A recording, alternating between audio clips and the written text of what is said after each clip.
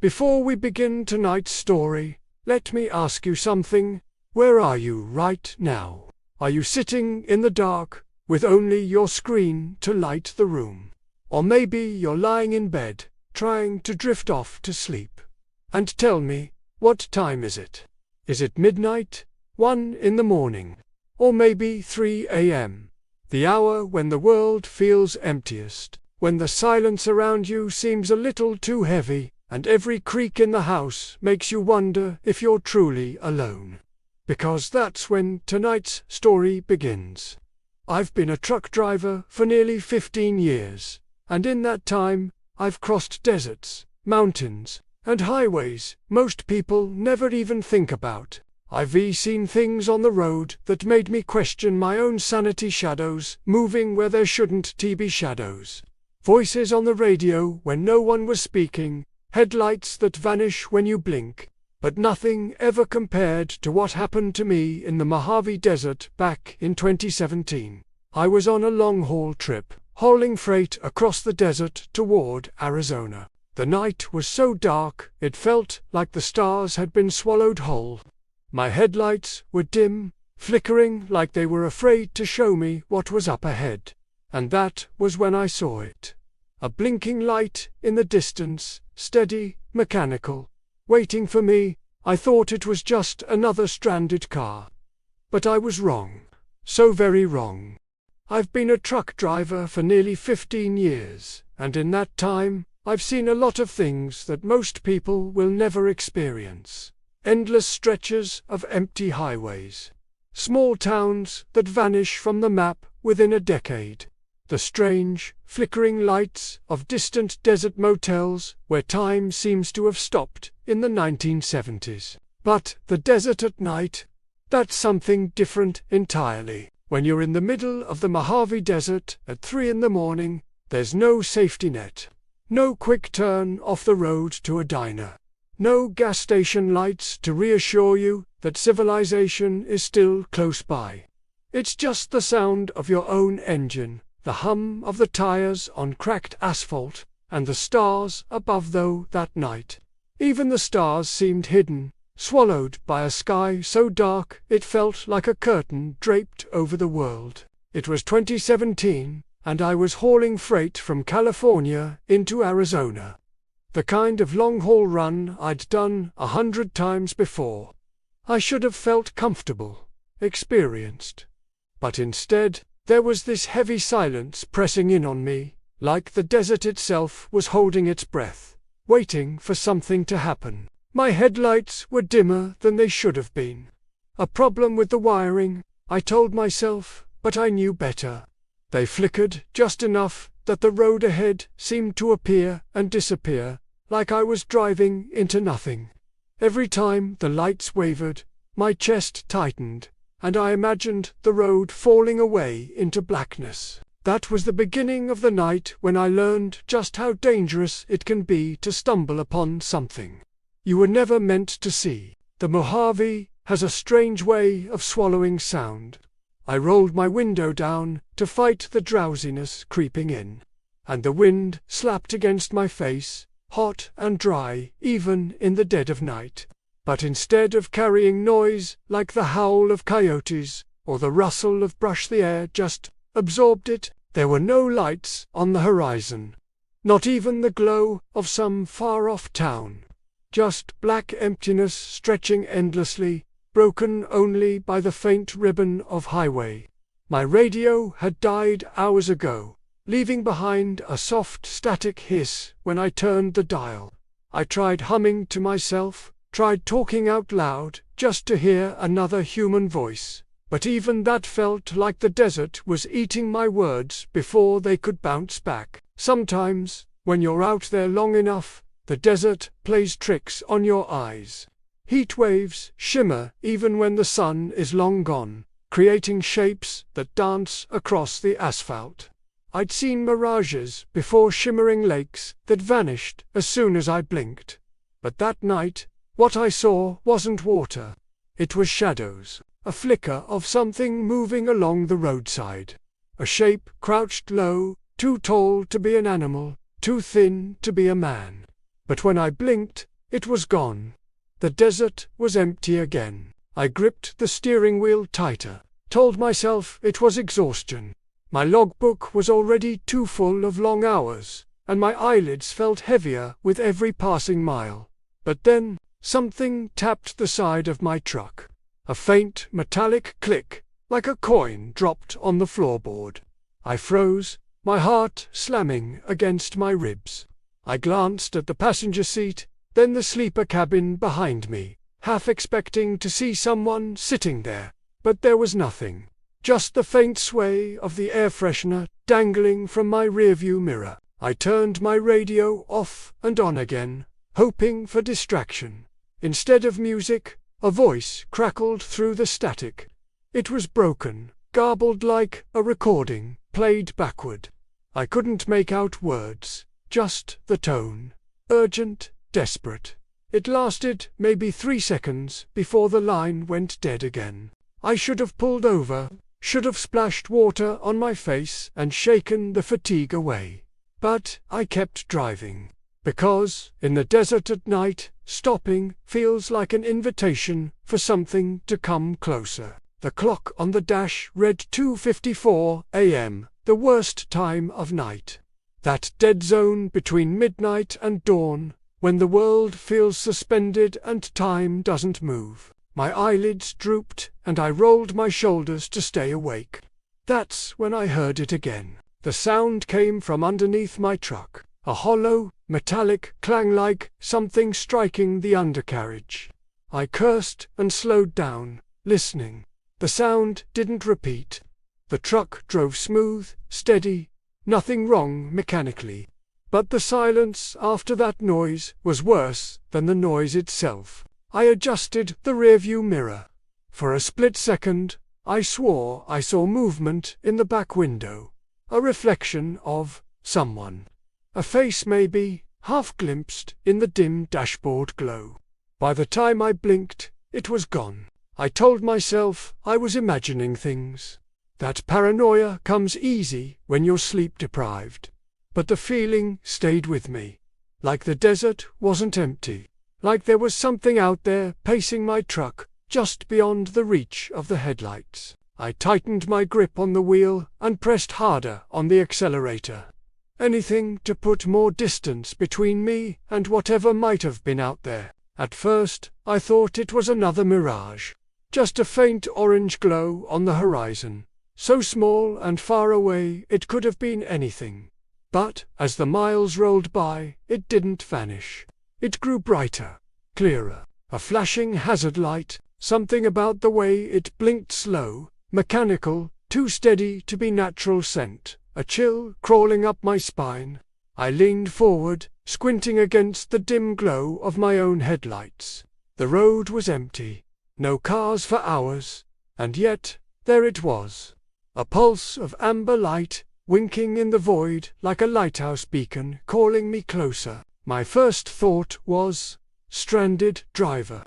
Maybe someone broke down and needed help. That would have made sense. But, in the pit of my stomach, something twisted. Because, out here, in the middle of nowhere, things don't always mean what they should. The closer I got, the stranger it seemed. The light wasn't moving. Just a single car, dead center in the highway. No other vehicles around. No one waving for help. No figures by the roadside. I slowed my truck, my hands damp on the steering wheel.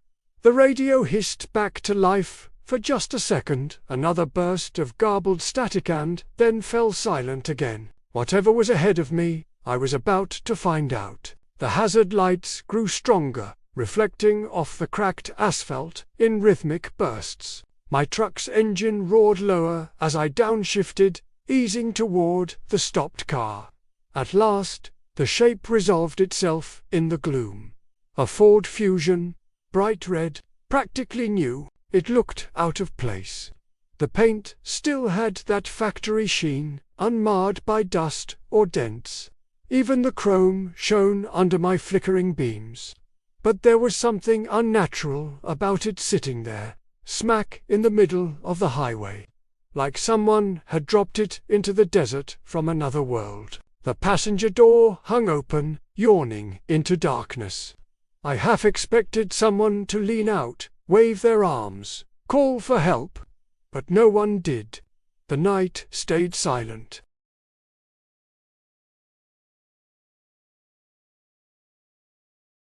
The closer I got, the more wrong it seemed. The headlights of the Fusion were off. Only the hazard blinkers pulsed, steady and cold. The interior was immaculate. No papers, no bags, nothing tossed carelessly like you'd expect from someone on a road trip. Just emptiness. And then I saw it. The keys were still in the ignition. My throat went dry. No one abandons a brand new car in the middle of the Mojave with the keys still in it. Unless they didn't abandon it willingly. I glanced toward the trunk. The metal gleamed faintly. For reasons I couldn't explain, my eyes stayed locked on it. My feet moved toward it, slow, hesitant. I reached for the latch, and in that moment, just before I touched it, I felt a shift in the air. A stillness, like the desert itself, was holding its breath. That was the moment everything started to unravel. I circled the Ford slowly, each step echoing far louder in my ears than it should have. The hazard lights flashed in perfect rhythm, casting everything in a pulse of amber, then darkness, amber, then darkness. The interior was spotless. Leather seats, not a single stain. Not even dust on the dashboard. It smelled faintly of new car, mixed with something sharper metallic, almost like iron. The glove compartment hung open, completely empty. No registration, no scraps of paper, no receipts, nothing to suggest who owned this car or why they'd left it here. The passenger seatbelt dangled loose, swaying gently as though someone had just unbuckled it and stepped out. And yet, there wasn't a single footprint on the asphalt. I bent low, checking under the car, expecting maybe a broken fuel line or blown tire. Nothing. The car was pristine, like it had just rolled off the dealership floor. Except for the open trunk latch, staring back at me. I hesitated at the back of the car. Something about the trunk made my stomach knot. The metal gleamed too cleanly, as if it had been polished. My hand hovered over the latch. For a moment, the desert went completely silent. Not even the wind stirred. I could hear my own pulse pounding in my ears. When I finally pressed the latch, the trunk lifted with a soft pop.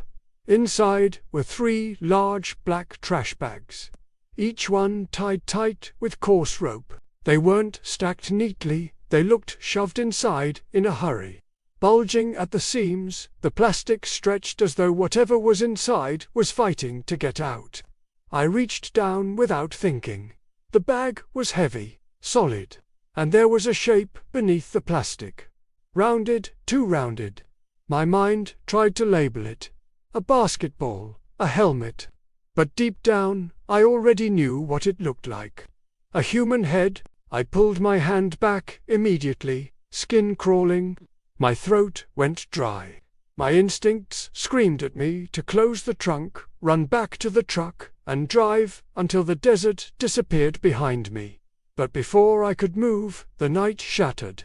A gunshot cracked across the desert, so close it felt like the air itself split apart. My ears rang, an instinct threw me backward.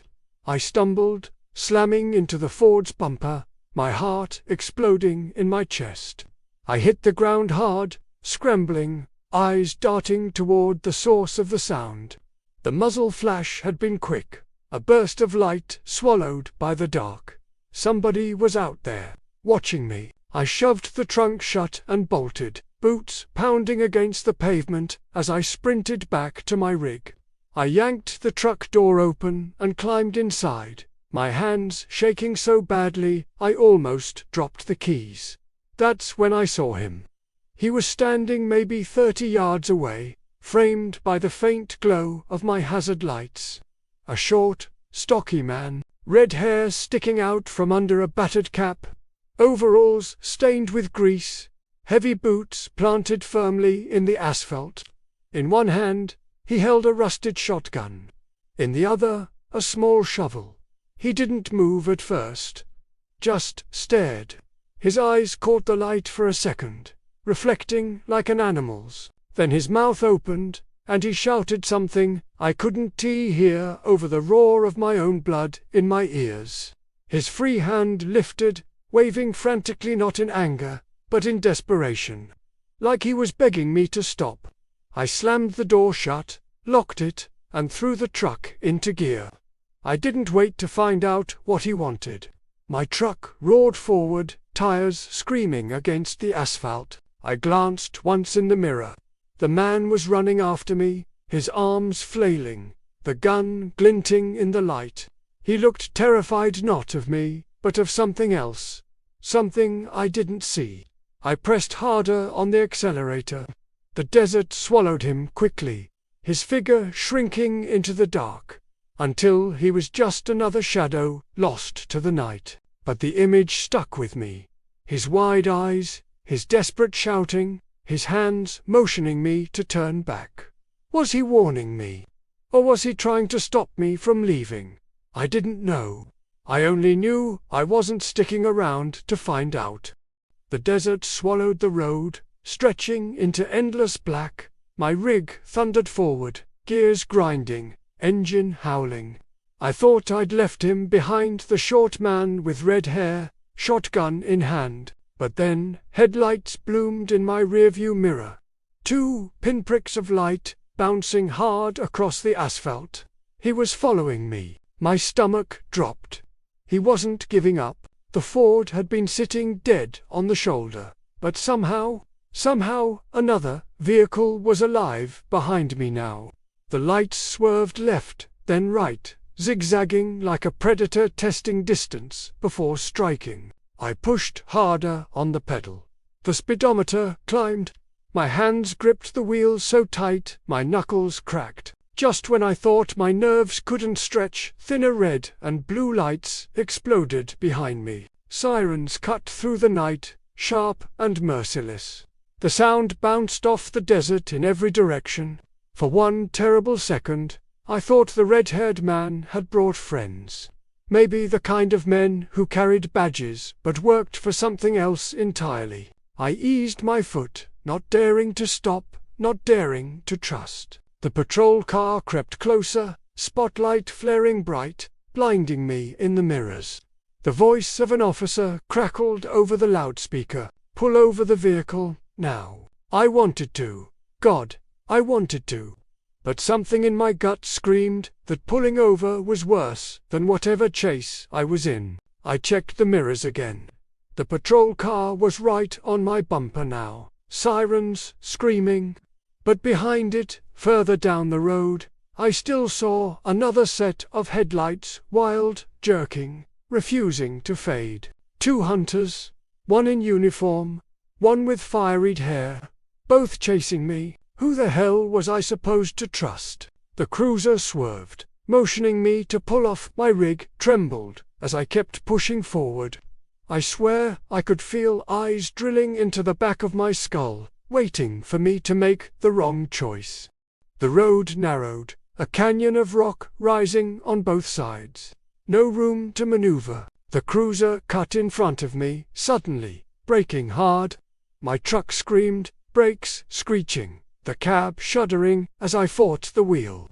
The world tilted, the weight of the rig pulling against me, but somehow stopped. Dust billowed, silence swallowed the desert again, except for the faint click of my hazard lights. The officer stepped out slowly, hand resting on his holster, sunglasses on, even at night. He didn't look real, too stiff, too controlled. He motioned for me to exit.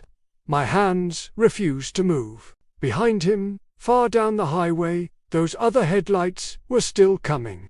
Getting closer, the officer rapped his knuckles on my window.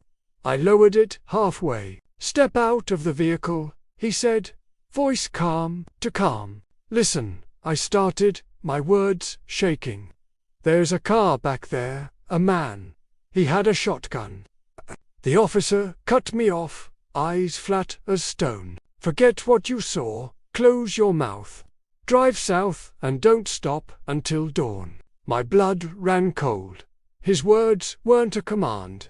They were a warning. I opened my mouth to argue, but headlights flared again behind him. The red-haired man was there. He was closer now, running, waving both arms. He wasn't aiming his shotgun. He was pointing at the cop, screaming. I couldn't hear the words, but I understood. This wasn't a rescue. This was a trap. The red-haired man ran closer, breathless, waving his arms like he was trying to save me. The officer didn't flinch. His hand rested on his holster, his voice steady. Get back in your truck now. But I couldn't. My eyes darted between them, one in uniform, calm and cold. The other wild-eyed, desperate, covered in desert dust. The shotgun glinted in the stranger's hand, but he wasn't raising it. Instead, he kept shouting, pointing again and again at the officer. His words reached me at last, broken, hoarse. Not police. He's not police. My skin crawled. The officer turned his head, slow as stone. His right hand slid from his holster, not pulling the gun but resting over it like a warning. The red-haired man broke into a sprint. He dropped the shotgun, letting it clatter to the asphalt, and kept running with empty hands raised. I couldn't breathe. The officer finally moved, swift, mechanical. He lunged forward, grabbed me by the arm through the half-open window, and hissed, "Drive." But the red-haired man slammed into the cruiser, palms on the hood, screaming words I couldn't hear. That's when I saw it. The officer's badge. Wrong color, wrong seal. Like a toy, shiny but hollow. The scuffle outside gave me one chance. I threw the door open, stumbled into the night air, and bolted toward the red Ford still sitting dead on the road's shoulder. Its hazard lights blinked lazily. Tick, tick, tick, like a metronome counting down. I grabbed the trunk latch. It popped open with a groan. The smell hit me first, sweet, rotten, metallic. Inside, the 3 black bags. Only this time, one was torn. The rope frayed as if something inside had pushed, trying to escape. I leaned closer. The bag pulsed.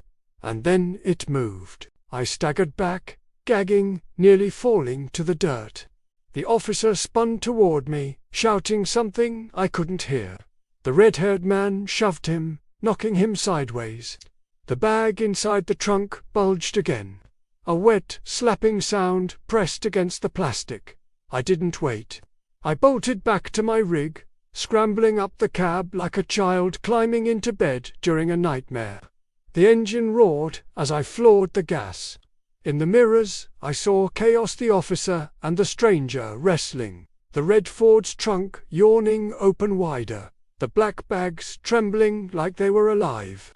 Then the night swallowed it all behind me. The desert stretched empty ahead, the road shimmering in the dark. My hands shook so badly I could barely grip the wheel. In the rearview, I saw faint flashes, red-blue, and something else. A pale glow, sickly and wrong, spilling from the Ford's trunk. It pulsed like a heartbeat, getting brighter before fading again. I told myself to look away, to keep driving. But my eyes wouldn't let go.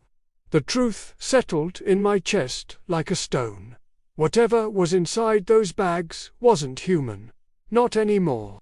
And both men, the red-haired stranger and the false officer, were fighting not for me, but for it. I drove until the desert began to blur into gray.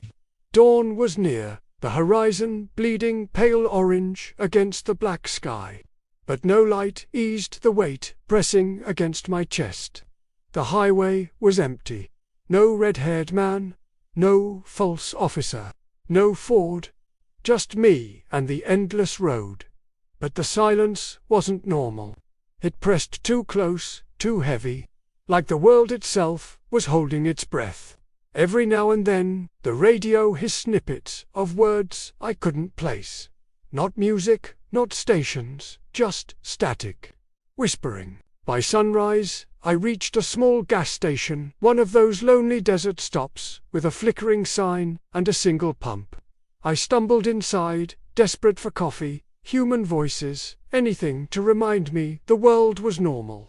The clerk, a young man with tired eyes, froze when he saw me. "Long night?" he asked. I nodded, but before I could answer, his gaze drifted past me to the window. I turned. Across the highway sat a red Ford Fusion. Same color, same blink of hazard lights. But the trunk was closed. I staggered outside. The car looked newer than ever, polished, spotless, as if it hadn't spent a single night in the desert.